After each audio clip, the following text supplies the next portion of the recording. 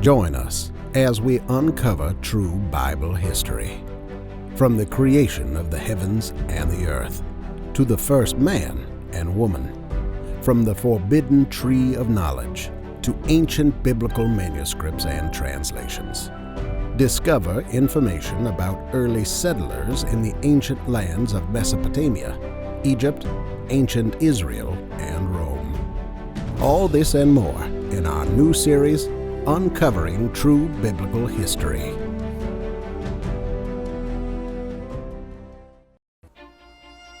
The truth about New Year's Day is that January the 1st was not the first New Year.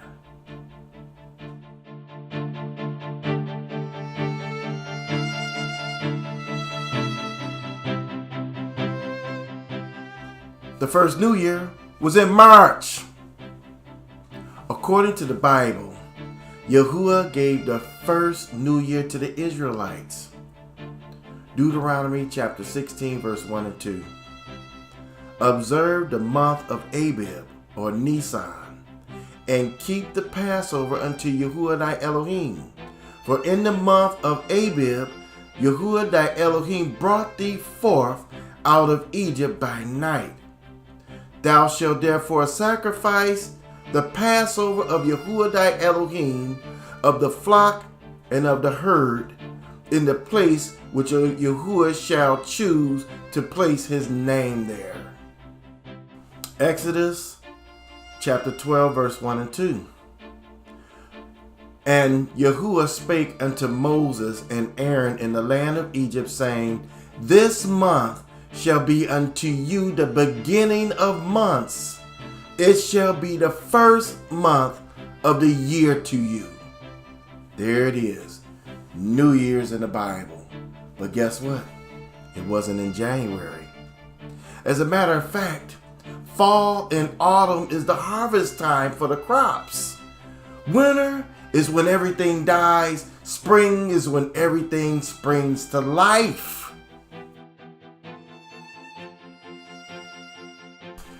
The earliest pagan New Year festival date back around 2000 BC.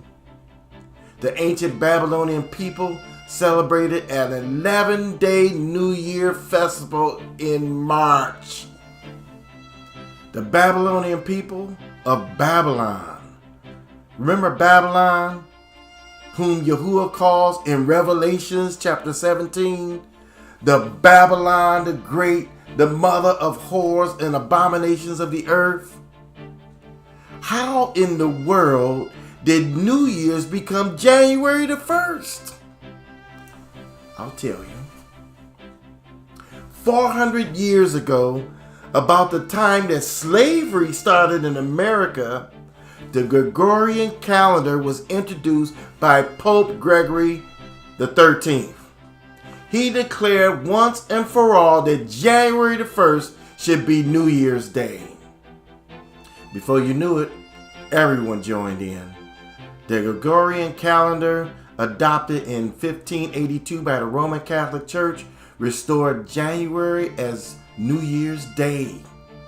And most European countries gradually followed this thing. Scotland in 1660, Germany and Denmark at around 1700, and England in 1752, and even Russia joined in 1918. The baby as a symbol of the new year dates to the ancient Greeks, with an old man representing the year that has passed. Romans derived the name for the month of January from their god Janus, who had two faces, one looking forward and the other backward. New Year's celebrations normally began with a large parade within the city of Rome on January the 1st. And guess what? They had a Tournament of Roses parade that precedes the Rose Bowl. Sound familiar? The Rose Bowl. Since 1890, the Tournament of Roses has produced America's New Year celebration, bringing the tradition of the Rose Parade and the Rose Bowl game to Pasadena and the world for nearly 130 years. Fireworks originated centuries ago and are believed to have been invented by the Chinese. They are said to chase away evil spirits and bring good luck. Well, no wonder that's why they use them. See, you got to know where all of this stuff came from. This is the history of the New Year celebrations.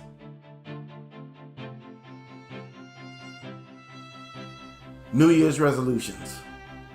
Where in the world did we get this from? The ancient Babylonians made promises to begin the year off right and to earn the approval of their gods.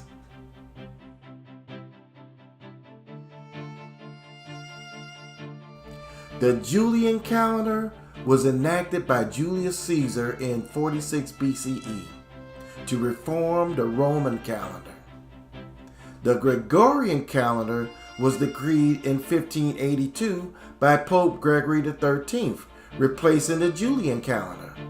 Christianity inaccurately adopted December the 25th as the birthday of the Messiah and January the 1st as the Sabbath day after his birth and therefore the day of his circumcision. Pope Gregory XIII decreed that all Roman so-called Jews had to attend a Roman conversion sermon given in Roman synagogues after Friday night services. The penalty for not doing so was death. Then, on New Year's Day of the next year, the Pope signed a law forcing the so-called Jews to pay for a house of conversion whose purpose was to convert Jews to Christianity. These are the so-called Jews to Christianity.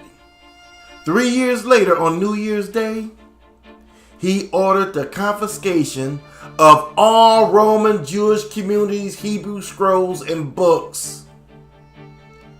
See, now you know how they ended up with all of that stuff.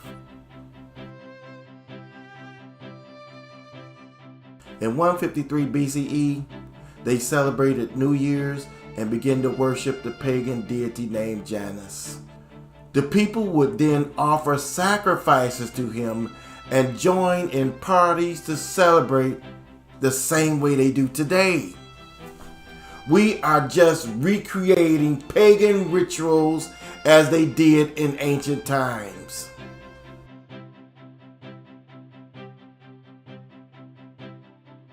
I find it amazing that Roman politicians in those days began their new term in the month of January, which we do today in this modern society. This is all set up this way so that they could worship their pagan gods.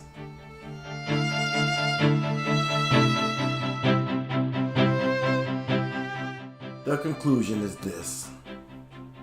The church, the Christian church, has found a way to Christianize a pagan custom again by saying it is celebrated as the day of Yahushua's circumcision, the Messiah's circumcision, after his so-called birth on Christmas, which is another lie. There are a lot of lies in history. We got to learn how to pick out the bones and separate the meat. Join us as we uncover true Bible history. From the creation of the heavens and the earth, to the first man and woman, from the forbidden tree of knowledge, to ancient biblical manuscripts and translations. Discover information about early settlers in the ancient lands of Mesopotamia, Egypt, ancient Israel, and Rome.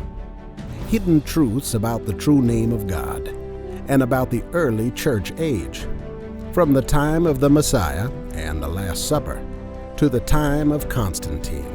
We will discover hidden information. We will uncover mistranslations and misquotes of the Bible to help you gain a better understanding of Scripture. Hellenistic Judaism and Greek influence of the New Testament will be revealed. In this series, we will unlock the truth about the people of the Bible, false gods of antiquity, their symbols, and their influence on Christianity. All this and more in our new series, Uncovering True Biblical History.